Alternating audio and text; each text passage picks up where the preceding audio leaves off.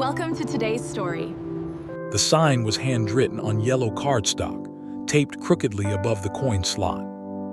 Children under 5 wash free, no exceptions. Florence Marsh made it herself on a Tuesday morning using a Sharpie and the back of a cereal box. She pressed 2 strips of tape across the top and stepped back, looked at it, added 2 more strips at the bottom. Then she put a mason jar full of quarters on the folding table beside machine number 3, because some people would read the sign and still reach for their wallet out of habit, and she didn't want them paying by mistake. That was the whole plan. No announcement, no Facebook post, no ribbon cutting. She opened the door at 7 a.m. like always. The first person to use it was a woman named Megan Holt. Megan was 26. She had a 14-month-old on her hip and a garbage bag full of laundry over her shoulder. She walked in on a Thursday, set the baby on the folding table, and started sorting colors from whites with the speed of someone who had done this 1,000 times because she had. She read the sign. She read it again. Then she looked at Florence behind the counter. "This real?" she said. "Yep," Florence said. Megan's jaw tightened. "I don't need a handout." Florence didn't look up from the register. "It's a policy, not a handout. My store, my policy." "Who pays for it?" "I do." Megan stood there for a second. The baby grabbed a fistful of her hair. She peeled the little fingers off, one by one, and looked back at the sign. She paid anyway, exact change, pushed the quarters in herself. Florence watched her do it and said nothing. Megan came back the following Thursday, and the one after that. By the 4th week, she stopped paying. She didn't say anything about it. She just loaded the machine, hit the button, and sat down on the plastic chair near the window with the baby in her lap. Florence brought her a cup of coffee from the back without being asked. They didn't talk much at first, but they were the same kind of quiet, comfortable, not cold. Megan started bringing her sister sometimes, then a neighbor. Word moved the way it always moves in a neighborhood with thin walls and shared parking lots, mouth to mouth, at bus stops and kitchen tables. By October, Thursday mornings were full. That's when Dennis called. Florence's landlord, Howard Dennis. He owned the strip mall, 3 other properties on the same block, and an opinion about everything. He showed up in person, which was worse. He came through the door in a North Face jacket, looked around at the women with strollers and laundry baskets, and pulled Florence into the back room near the utility sink. "You running a daycare now?" he said. "I'm running a laundromat," Florence said.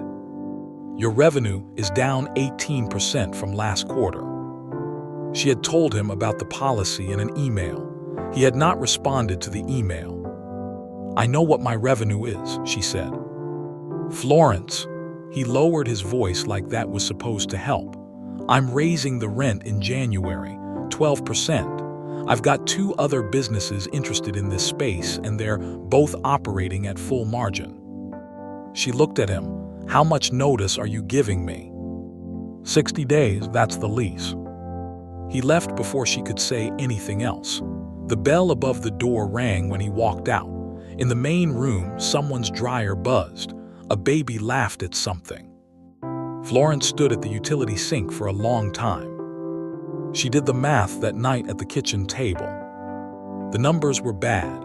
She had known they would be bad, but seeing them written down was different from knowing. The free washes weren't killing her. They were maybe $40 a week, sometimes less. But the utilities were up. The machine repairs had cost her $1,100 in September alone, and 12% on the rent was another $400 a month she didn't have. She could raise prices. That was option 1. She could end the policy. That was option 2. She sat with both of them for a long time. Her husband Tom had opened this place with her in 2009. They had painted the walls together, that pale yellow that everyone said was too bright, and they had kept it anyway. He died in 2019, and she kept the yellow walls, and she kept the hours, and she kept the thing running because it was the thing they had built, and she didn't know who she was if she let it go. She went to bed without deciding anything. Megan found out the way everyone found out, through the neighbor who had overheard Florence on the phone with her sister, speaking too loudly near the open window. She showed up on a Monday, not a Thursday, no laundry. "I heard about the rent," she said. Florence was wiping down machine number 2. A lot of people hear a lot of things. "Is it true?" Florence kept wiping. "It's being handled." "How?" "Megan." "How, Florence?" Florence stopped wiping. She turned around. Megan was standing in the middle of the room with her arms crossed and her chin up, and Florence recognized the look because she had worn it herself for years, the look of someone who had been helped too many times and was trying to figure out how to be the one doing the helping for once. "I don't know yet," Florence said. It cost her something to say it. Megan nodded slowly. "Okay." She left. She came back 2 days later with a handwritten letter and 43 signatures from women in the neighborhood. She had spent 2 evenings going door to door. She submitted it to the local paper herself, not as a news tip, just as a letter to the editor, explaining what the laundromat was and what it meant. The paper ran it on a Friday. By the following Tuesday, Florence had received $612 in donations through a Venmo account Megan's sister set up. A plumber 2 miles over offered to do her next machine repair at cost. A woman Florence had never met dropped off a casserole and a $100 bill in a card that said "keep going." Florence sat in the back room and cried for about 4 minutes. Then she washed her face and went back out front. She renewed the lease in January. Dennis raised the rent. She paid it. The sign stayed up. The jar of quarters stayed on the folding table beside machine number 3. Some weeks were tight. Some weeks were fine. She stopped trying to predict which would be which. On a Thursday in February, Megan came in with the baby, walking now, unsteady, holding onto the laundry basket for balance, and Florence handed her the coffee before she even sat down. "You know you didn't have to do any of that," Florence said. Megan took the cup. "You know you didn't have to make the sign." They left it there. The dryers ran. The machines hummed. Someone's kid fell asleep in a laundry basket in the corner, tucked between 2 warm towels, and nobody moved her. So that's the end of the story. Where are you watching from? Drop it in the comments. Sometimes the smallest act of grace costs more than it looks and pays back more than you expect.